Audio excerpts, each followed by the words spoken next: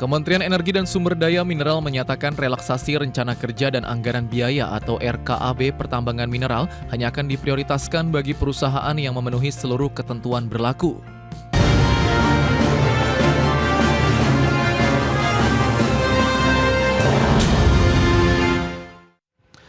Ya, pemirsa, Kementerian Energi dan Sumber Daya Mineral masih menghitung kebutuhan real industri smelter untuk relaksasi rencana kerja dan anggaran biaya pertambangan nikel.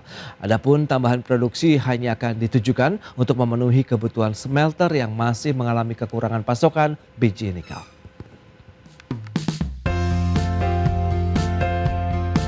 Kementerian Energi dan Sumber Daya Mineral menyatakan relaksasi rencana kerja dan anggaran biaya atau RKAB pertambangan mineral hanya akan diprioritaskan bagi perusahaan yang memenuhi seluruh ketentuan berlaku. Kebijakan tersebut diterapkan secara selektif untuk memastikan pasokan bahan baku bagi industri pengolahan dan pemurnian atau smelter tetap terjaga tanpa memicu kelebihan pasokan atau oversupply yang dapat menekan harga komoditas. Direktur Jenderal Minerba Kementerian SDM Triwinarno menjelaskan, relaksasi RKAB khususnya untuk komoditas nikel bukan ditujukan untuk meningkatkan produksi secara besar-besaran. Tri menyebut tambahan kuota hanya diberikan untuk memenuhi kebutuhan smelter yang masih mengalami kekurangan pasokan biji nikel. Menurutnya, pemerintah masih menghitung kebutuhan real smelter dibandingkan dengan volume RKAB yang telah disetujui. Dengan demikian, tambahan produksi dipastikan tidak akan signifikan. Adapun kuota kumulatif produksi biji nikel dalam RKAB tahun ini berada di rentang 260 juta ton sampai 270 juta ton, di mana angka ini lebih rendah dari realisasi produksi tahun lalu yang sebanyak 320 juta ton. Dalam Peraturan Menteri ISDM nomor 17 tahun 2025 dijelaskan bahwa permohonan perubahan RKAB dapat dilakukan jika terdapat perubahan kebijakan terkait jumlah produksi minerba nasional atau tidak terpenuhinya jumlah produksi minerba. Berbagai sumber IDX Channel. Ya, pemirsa, untuk membahas tema kita kali ini, relaksasi nikel RKAB komoditas nikel, jamin pasokan hilirisasi. Kita sudah tersambung melalui Zoom bersama dengan Ibu Medi Catherine Lengke, Sekretaris Umum Asosiasi Penambang Nikel Indonesia atau APNI. Kemudian juga sudah bergabung Pak Rizal Kasli, Ketua Dewan Penasehat Perhimpunan Ahli Pertambangan Indonesia Perhapi. Langsung saja kita sapa ini. Halo Bu Medi, apa kabar? Halo Mas Pras, kabar baik, agak baik. Oh, agak baik. Nanti kita akan gali lebih jauh nih maksudnya apa nih. Kita langsung saja sapa ini Pak Rizal, apa kabar? Alhamdulillah Mas Pras, baik-baik saja Mas. Baik, terima kasih juga atas waktu yang disempatkan. Tapi sebelum membahas lebih jauh, saya akan ke APNI terlebih dahulu nih. Bu Medi, bagaimana review terkait dengan perkembangan industri hulu nikel sejak awal tahun sampai dengan saat ini? Kalau tadi Anda katakan agak baik, nah agak baiknya ini yang seperti apa nih? Apakah RKAB akan ada penyesuaian lagi kah atau bagaimana? Oke, makasih Mas Pras.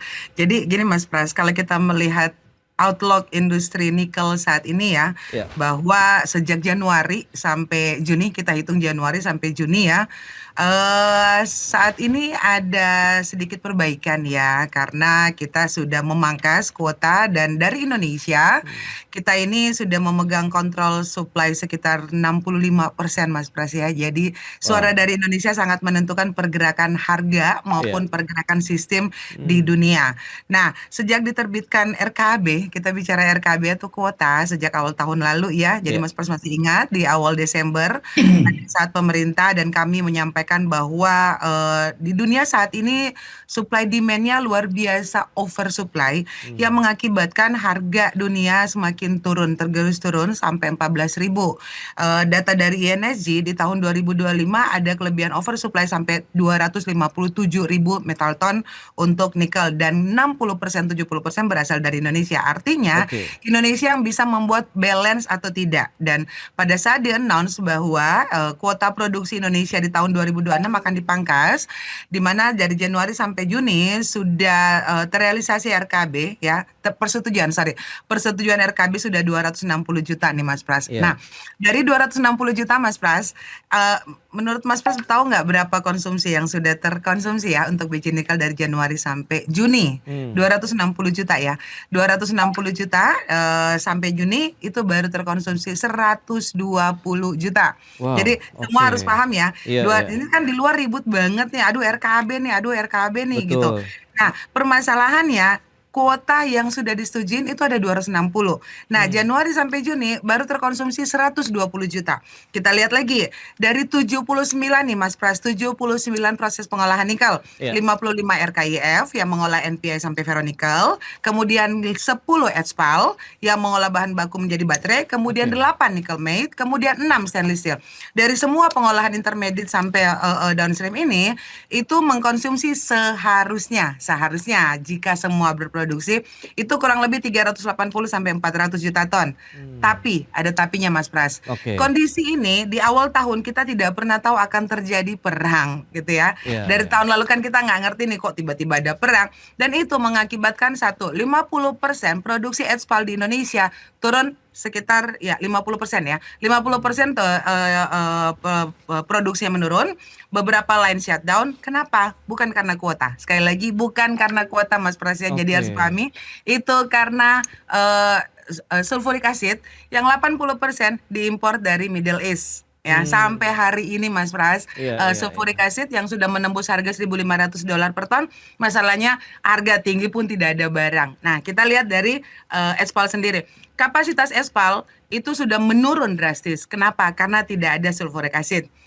Kedua, kita ke stainless steel. Kalau ke stainless steel itu juga ada penurunan sampai 30% Mas Pras. Jadi secara total tadi saya sebutkan seharusnya kalau 79 itu existing yang sudah existing ya, berproduksi semua kapasitas kebutuhan biji nikel 380 sampai 400 juta ton.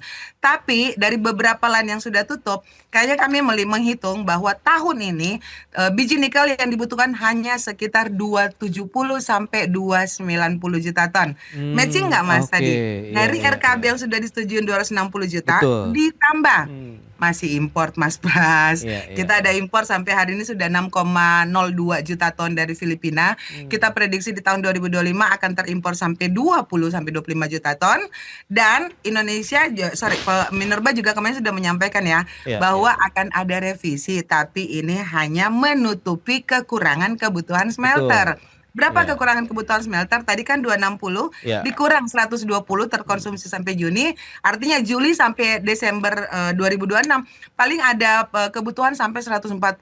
Nah, sisanya kan tadi ada 140 Mas Pras. Kemana itu kota? Gitu loh Mas Pras. Nah, ini sih yang mesti dipahami publik, bahwa secara volume, total volume, kalau 260 ditambah impor 20, ditambah nanti akan ada revisi, mungkin revisi ini di bulan Juli atau Agustus ini sekitar 30-an juta, sekitar, saya nggak tahu berapa ya. Nah, artinya kan sudah 310 sampai 320 juta. Sedangkan kebutuhan yang aktual dikarenakan kondisi krisis geopolitik, itu kapasitas produksi turun sampai 50%. Bahwa kebutuhannya total hanya sekitar 290 atau 300 juta. Dan apa yang tadi saya sebut Mas Pras, 2 minggu terakhir harga nikel turun gara-gara satu media luar menyampaikan bahwa pemerintah akan merilis 360 juta ton, nikel sempat turun sampai 16.000, hari ini dia mulai naik lagi Mas Pras. Sudah menembus 17.100. Sensitif sekali nampaknya ya. Upaya-upaya ataupun kebijakan terkait dengan industri mineral khususnya nikel Indonesia mempengaruhi terkait dengan pergerakan harga komoditas nikel juga di pasar internasional. Nah, kita ke Pak Rizal nih. Anda melihat apakah memang saat ini sampai dengan pertengahan tahun begitu momen yang tepat juga untuk mungkin pemerintah melakukan relaksasi terkait dengan RKAB begitu, mengingat tadi sudah disampaikan oleh Bu Medi bahwa kebutuhannya sekian, sebenarnya masih ada lagi sekitar 140 juta ton, kemudian masih ada lagi importasi yang juga dilakukan. Nah, apakah nanti ada satu titik keseimbangan atau justru akan oversupply lagi begitu nih Pak? Silakan Pak Rizal. Oke, baik Mas Pras. Jadi tadi sudah dijelaskan secara detail oleh Mbak Medi.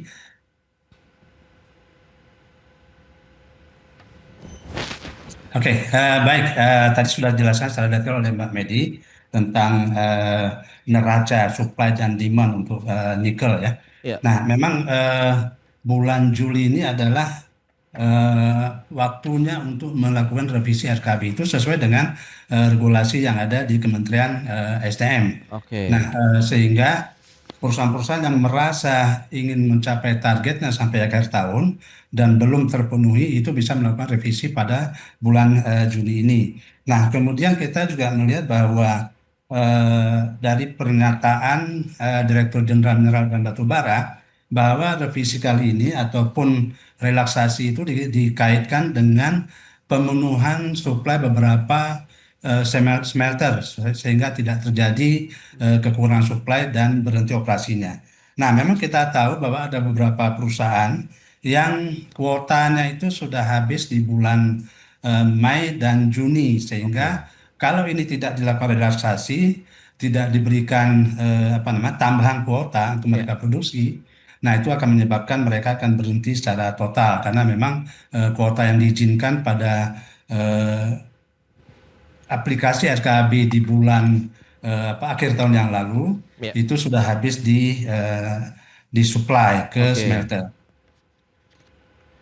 Nah, lantas bagaimana Anda mengukur ketepatan momen relaksasi ini jika dikaitkan dengan tren pergerakan harga nikel yang tadi sempat turun disampaikan oleh Bu Medi, kemudian sudah mulai beranjak naik lagi begitu? Ya, memang saat ini harga nikel seperti dilaporkan tadi bahwa itu sudah ada kenaikan ya. Hmm. Nah, itu memang dari hasil kebijakan pemerintah untuk membatasi kuota produksi. Nah, Ya. namun demikian seperti yang dijelaskan tadi bahwa produksi itu tidak berjalan mulus karena beberapa hal. Yang pertama adalah suplai sulfur yang tadi sampaikan 80% itu impor dari Timur Tengah. Ini menjadi suatu kendala sehingga banyak smelter yang tidak bisa melakukan produksi secara optimal dan ini berpengaruh terhadap supply nikel di pasar global. Nah, akhirnya memang ini akan menyebabkan harga nikel naik. Eh, Namun demikian, karena memang kita membutuhkan operasi yang stabil di smelternya, Baik. nah pemerintah memang seharusnya memberikan relaksasi sehingga bisa menambah kuota produksi bagi perusahaan-perusahaan yang memang membutuhkan tambahan kuota untuk melanjutkan produksinya. Tapi bagi perusahaan yang memang ada kendala, itu tentu mereka akan tidak akan bisa mengkonsumsi semua kuota yang diberikan karena memang kendala tadi ada sulfur, kemudian juga mungkin ada masalah-masalah teknis lainnya di Oke. lapangan. Nah, sehingga mungkin tahun ini penambahan kuotanya tidak akan terlalu banyak Ya. dan diperkirakan memang sedikit di atas 300 Hmm. juta ton. Kita pun tidak bisa menyatakan secara eksak Oke. berapa ratus juta Hmm. ton yang pasti yang akan diberikan oleh pemerintah. Oke, Pak Rizal, kita tahu juga pemerintah menyatakan tambahan kuota ini hanya diprioritaskan untuk mengcover ya lagi-lagi tadi kebutuhan ya. Nah, lantas bagaimana bahwa ini juga masih terus dilakukan perhitungan oleh pemerintah untuk kebutuhan realnya akan seperti apa? Kita bahas lebih jauh nanti. Apakah APNI juga akan memberikan rekomendasi atau tidak? Begitu kita bahas lebih jauh di segmen berikutnya. Kita akan jeda dulu sebentar, Bu Medi dan juga Pak Rizal, dan pemirsa tetaplah bersama kami. Ya, terima kasih Anda masih bergabung bersama kami dan kita akan lanjutkan kembali perbincangan bersama dengan narasumber Ibu Medi Catherine Lengke. Beliau adalah Sekretaris Umum APNI, kemudian juga ada Pak Rizal Kasli, Ketua Dewan Penasehat Perhimpunan dan Ahli Pertambangan Indonesia. Nah, dari sisi APNI lantas bagaimana dengan statement pemerintah juga bahwa memang tambahan kuota RKAB ini hanya diprioritaskan untuk mengcover kekurangan pasokan di smelter tertentu. Nah, seperti apa sih sebenarnya peta penyerapan biji nikel secara real di lapangan saat ini nih? Bu Medi, mungkin bisa disampaikan sehingga mungkin tadi dengan hitung-hitungan Anda yang sudah disampaikan tadi nambahnya nggak banyak kah atau seperti apa begitu, silakan. Sudah sampaikan Ya. bahwa di tahun ini ada penurunan kapasitas produksi yang diakibatkan oleh geopolitik Ya. gitu ya Mas Pras ya. Nah, kondisi ini membuat Indonesia harus berekalkulasi ulang gitu ya. Berapa sih persetujuan yang akan diberikan kepada perusahaan-perusahaan? Karena kan persetujuan RKAB itu nggak semata-mata dari kebutuhan penambang itu sendiri gitu ya. Ya. Tapi pemerintah harus berhitung supply demand bukan hanya di lokal tapi di internasional secara global. Kenapa? Karena kita masih depend banget ya, produk-produk kita ini masih depend banget karena masih ekspor mayoritas gitu ya. Oke. Nggak mayoritas sih, semua kayaknya ya. Nah, ini sih yang harus dipertimbangkan bahwa pemerintah harus jeli banget melihat kapasitas kebutuhan lokal, kemudian bagaimana membuat balancing global, sehingga satu, kalau harga naik Mas Pras itu kan sangat berpengaruh kepada penerimaan negara yaitu royalti dan pajak.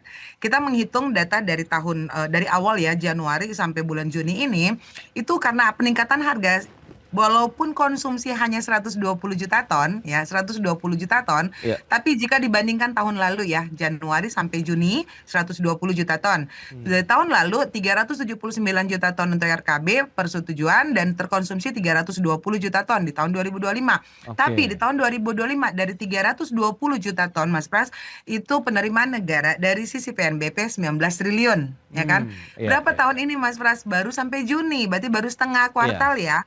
Baru setengah kuartal aja penerimaan negara itu sudah hampir mencapai kurang lebih 12 triliun Mas Pras. Coba lihat angkanya. 320 tambah dibanding 120. 19 triliun dibanding 12 triliun. Itu yang sudah di Januari, Januari Sampai sampai Juni. pertengahan tahun begitu ya Bu ya? Pertengahan tahun Mas Pras. Artinya apa?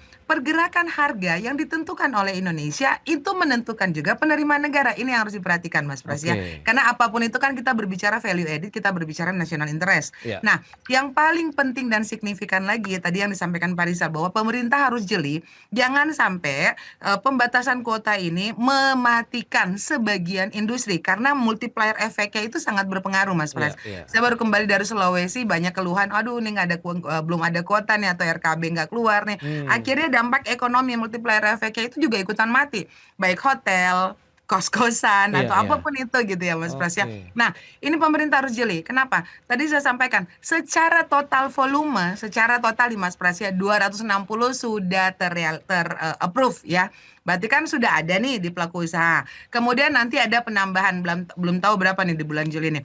Tapi yang harus diingat Mas Pras, mungkin kami akan sedikit menyampaikan juga bahwa kalau secara total volume itu sudah cukup, nah yang nggak cukupnya adalah berapa sih pembagian kuota per perusahaan? Karena ada beberapa perusahaan Mas Pras yang mendapatkan kuota luar biasa besar, ya kan? Ada beberapa perusahaan yang mendapat kuota ya mungkin cuma 3-4 bulan aja mereka bisa berproduksi. Nah ini fairness pembagian sistem kuota per perusahaan. Mungkin itu sih yang kami lihat gitu ya Mas Pras ya. Jadi ya sedikit disampaikan kepada pemerintah dan kami sudah ulang-ulang ya Mas Pras kepada Dirjen Minerba juga bahwa Pak tolong diperhatikan pembagian sistem kuota seperti apa sih kok kayaknya jadi bingung sendiri gitu loh. Ada perusahaan yang luar biasa besar, demand-nya juga luar biasa besar.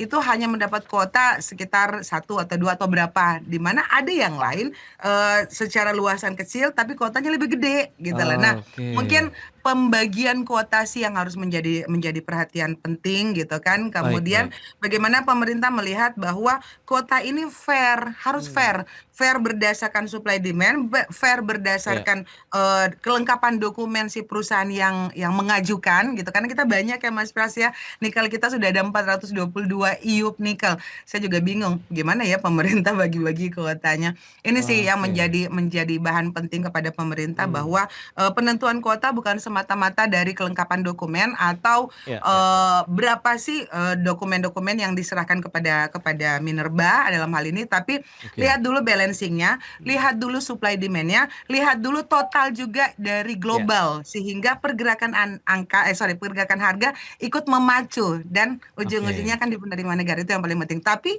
jangan mematikan industri, jangan mematikan multiplier efek yang ada di sekitar tambang juga. Kasihan loh Mas. Ini menarik. Pak Rizal, lantas bagaimana nih langkah pemerintah begitu kalau memang ada relaksasi kuota untuk RKAB-nya sendiri, lantas supaya tadi ada fairness-nya, kemudian bahwa ada azas keadilan juga begitu dari sisi penerimaan kuota yang diterima oleh para penambang nikel sendiri. Apakah ini masih bisa disesuaikan? Kemudian apakah ini bisa menyesuaikan juga dengan beberapa faktor, entah itu kebutuhan supply demand di globalnya, di dalam negeri, mengingatkan sebenarnya sama-sama ini akan memberikan keuntungan juga bagi pendapatan negara begitu Pak Rizal.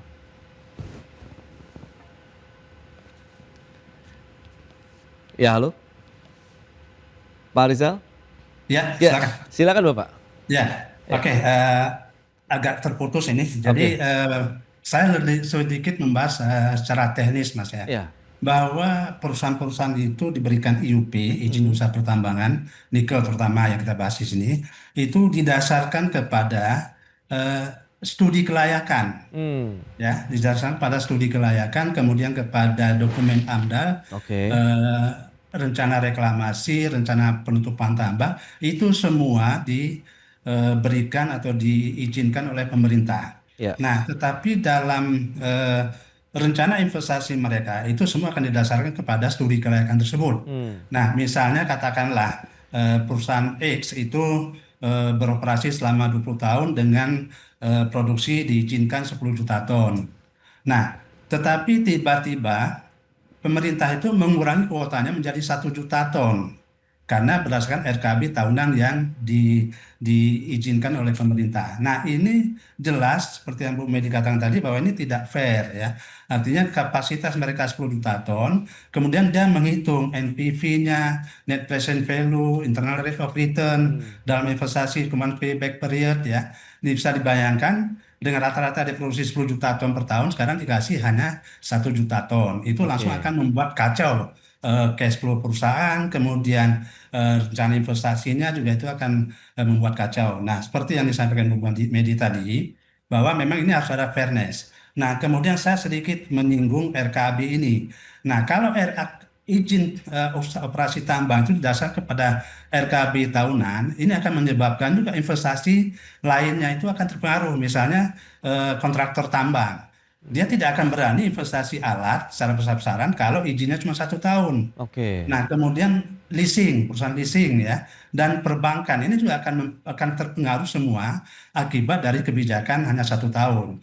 Nah, saya memberikan rekomendasi kepada pemerintah, RKB itu dihilangkan saja. Jadi didasarkan semua kepada feasibility study atau studi kelayakan yang sudah disetujui oleh pemerintah. Kalau itu tidak, dokumen feasibility study tidak bisa digunakan, untuk apa diajukan feasibility study? Kembali kepada RKB 1 tahun, dan itu akan mempengaruhi ketidakpastian investasi di negara kita. Nah, untuk itu memang saya beberapa kali menyarankan kita investasinya tidak berdasarkan kepada izinnya bukan berdasarkan kepada RKB, dihilangkan saja RKB. Nah, mengenai kuota itu haknya pemerintah untuk mengatur, karena seperti yang disampaikan tadi bahwa kuota itu akan menentukan harga secara global, karena Indonesia ini sudah memegang 65% ya pasar nikel di dunia. Kita bisa menentukan harga.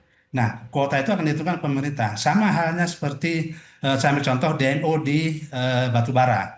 Nah, DMO itu ditentukan dengan surat penugasan ya. Ada keputusan dari menteri, penugasan perusahaan akan menyuplai ke sana berapa juta ton misalnya. Nah, DMO kuota untuk nikel itu pun bisa ditentukan berdasarkan keputusan menteri. Nah, tetapi jangan menyalahi prinsip investasi tadi, FS dikangkangin istilahnya, itu tidak fair. Karena apa? 10 juta dikasih 1 juta, hanya 10% dari izin yang diberikan. Nah, ini akan mempengaruhi juga kepercayaan investor terhadap negara kita. Kalau memang pemerintah yang mengerjakan, semua dikerjakan oleh Danantara, ya silakan saja, nggak ada masalah bagi kita ya. Kami sebagai profesional itu tentu mendukung. Nah, tapi berikanlah kepastian kepada investor, tidak didasarkan kepada izin tahunan dalam RKB. Hapuskan saja RKB. Jadi tetap dasar kepada feasibility study, AMDAL yang disetujui, ada rencana reklamasi, ada RPT,